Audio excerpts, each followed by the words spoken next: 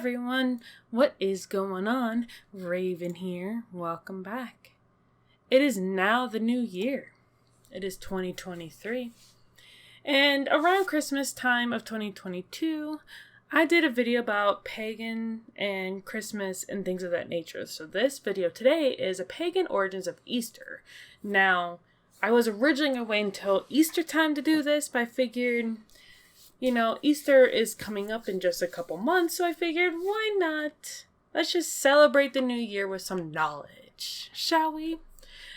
Now, I'm going to be copying this, from the website. You guys know I like to read from website and link the website in description, especially if I don't read the whole thing, so you guys can kind of read the whole thing to yourself. This is not something I'm just making up out of my head. And again, I do not talk about religion. I'm just talking about facts from some person that did the investigations, okay? So everybody loves Easter, whether it's the chocolate bunnies or the egg hunts. But did you ever stop to think where these traditions came from? How did the celebration of Christ's resurrection come to be celebrated with rabbits and chocolate eggs? Well, that's because Easter was originally a pagan festival, much like Christmas was, which is why I mentioned it before. As Christianity gained popularity, a lot of pagan customs and rituals were integrated to Christian festivals like Easter. So while Christmas was a celebration of the winter solstice, Easter was a celebration of the spring equinox of the pagans. Pagans lived their lives in strong accordance with nature's rhythms and patterns, and solstices and equinoxes were considered to be sacred times. A solstice marks the longest or shortest day of the year, while an equinox symbolizes a day where there is balance between daylight and darkness. This shows the end of one season, beginning of another. In the northern hemisphere, Easter falls on the spring equinox, when winter is coming to an end and nature is experiencing a rebirth and renewal. Around mid-300 AD, Christianity was increasing popularity in Rome, then the center of the world. In 312, the Emperor Constantine converted to Christianity and put an end to the ongoing persecution of Christians. However, he knew that just because he had converted, it didn't mean the pagans would stop following their rituals and traditions. So he slowly started to adopt existing pagan rituals into Christian festivities. In 325 AD, the church council, known as the Council of Nicaea, first decided the Easter celebration should fall on the Sunday after the first full moon of the spring equinox, and thus Easter Sunday was born. And symbols associated with nature's rebirth and renewal came to be associated with the rebirth or resurrection of Christ. So, where does Easter get its name? In most of Europe, the Easter celebration gets its name from the Jewish festival of Passover, which occurs at a similar time to the spring equinox. So in Greece, Easter is called Pascha. In Italy, it is called Pasqua. In France, it is Paques. And in Denmark, it is Pâsques. But in German and English-speaking countries like England, Easter took its name from the pagan goddess Istra, the goddess of spring and fertility. Now, I might do a video about her because I have a god and goddesses thing. Continuing. Easter's symbolism and food. Now, that's what we've come to understand. Easter's original nature as a celebration of spring. The symbolism starts to slowly make sense. So where did the symbolism come from? Well, now we're going to talk about the symbolism of the eggs and things like that, okay? So eggs are a symbol of new life and rebirth, just as nature returns to life after the cold of winter, or Jesus is resurrected after the crucifixion. Decorating and eating eggs on Easter first became a custom during the Middle Ages, when people would decorate and eat hard-boiled eggs following Easter Sunday Mass after fasting throughout Lent. This ritual is still popular in many Eastern European countries, where you'll find families hand-painting eating actual, hard-boiled eggs, and not the chocolate ones.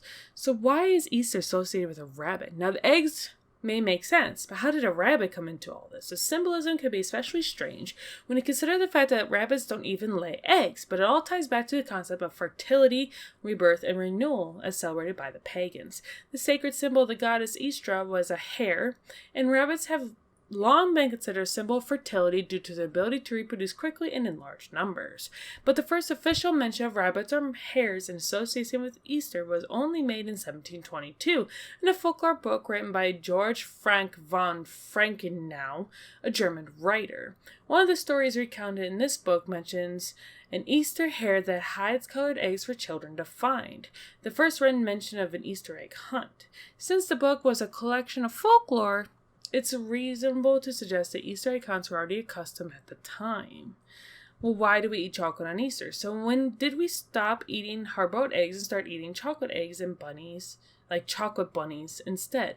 Around the same time that greeting cards were booming in Germany, it was popular to eat sweet edible Easter bunnies, though these were made from a sugared pastry. At the time, chocolate was consumed as a beverage rather than a solid sweet, and was still rather bitter as cocoa is known to be. However, Cadbury, then still a new company but huge now, was experimenting some solid forms of chocolate. They jumped on the Easter bandwagon and started marketing chocolate Easter eggs. Today, chocolate Easter eggs and bunnies are one of the Easter's biggest treats. So why do we eat hot cross buns on Easter? Okay, so what about the infamous hot cross buns? Believe it or not, hot cross buns are another pagan tradition. These were taken from the Saxons, who would bake fresh bread in honor of the goddess Istra. The fresh buns would be marked with a cross. At the same time, the cross represented the 4 quarters of the moon, 4 seasons, and wheel of life. It's pretty easy to see why hot cross buns were adopted to Christian festivities. Traditional Easter foods from around the world.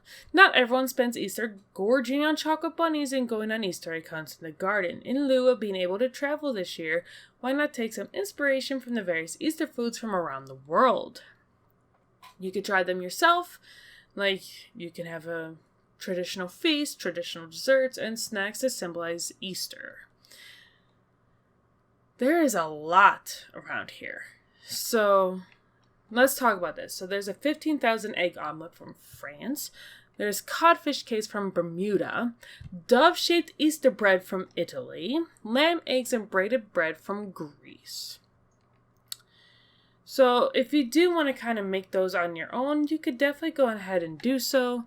What do you guys think of this? I think this is very interesting. I think learning about different things like this, like where traditions come from, kind of helps to expand our knowledge a little bit. Like I said in the beginning of this video today, I do not necessarily like to talk about religion very much because religion is not my forte when it comes to making videos.